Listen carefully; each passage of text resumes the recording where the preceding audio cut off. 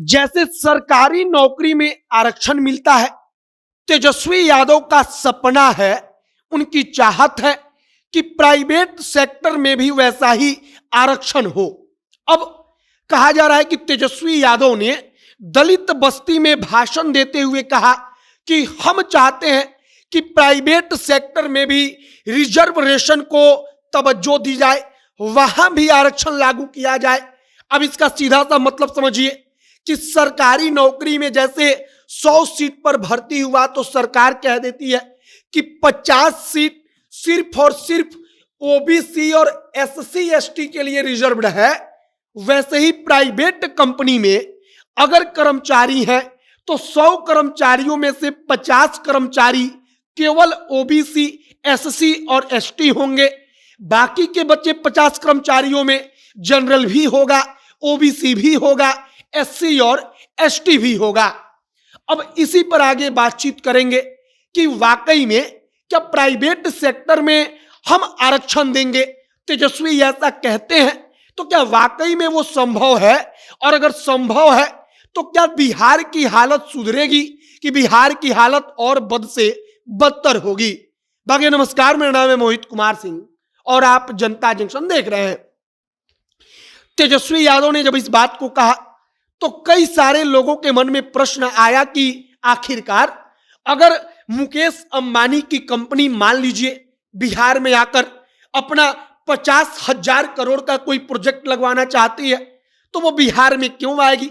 यहां पर जब वो कंपनी आएगी तब उस कंपनी पर राजनीति होगी। तेजस्वी यादव सत्ता में रहेंगे, वो कहेंगे कि तुम रिजर्वेशन दो।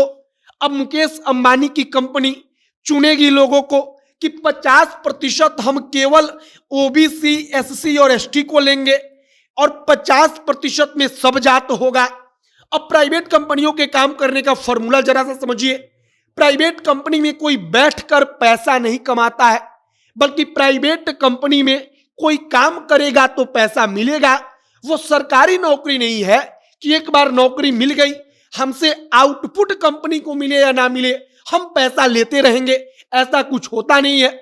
अब जो तेजस्वी यादव कहते हैं इस बात को समझिए। तेजस्वी 2019 के लोकसभा चुनाव के दौरान अपने घोषणा पत्र में कहा जा रहा है कि इस बात को शामिल कर चुके हैं अपनी पार्टी के कि हम प्राइवेट सेक्टर में आरक्षण देंगे। अब इसके बाद लगातार वो सत्ता में बाहर रहते हुए इस बात को बोलते रहे हैं।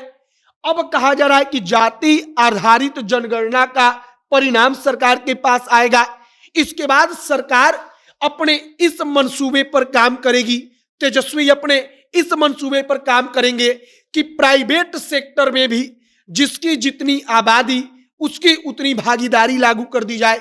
मतलब कि अगर कोई प्राइवेट कंपनी है, कोई प्राइवेट दफ्तर है तो वहां पर भी अगर 50 लोग काम करते हैं तो उसमें से 25 लोग या इनका जो नियम कानून होगा उसके हिसाब से, जो रिजर्वेशन का नियम कानून है आरक्षण का, उसके हिसाब से आधी सीट ओबीसी, एससी, एसटी के लिए रिजर्व कर दी जाए।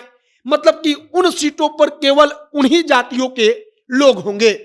अब कई लोग कहते हैं कि आप बिहार को और बर्बाद करने पर तुले हैं, क्योंकि जब कंपनियों को दूसरे राज्यों में इससे बेहतर रास्ता मिलेगा तो वो यहां पर क्यों आएंगी।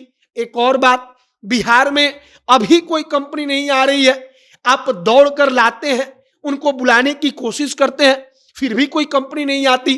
तो यह भी एक सवाल है कि जब कोई कंपनी है ही नहीं, प्राइवेट सेक्टर बिहार में नाम मात्र का है, मतलब कि कुछ है ही नहीं, तो आप आरक्षण के नाम पर केवल लॉलीपॉप थमा रहे हैं।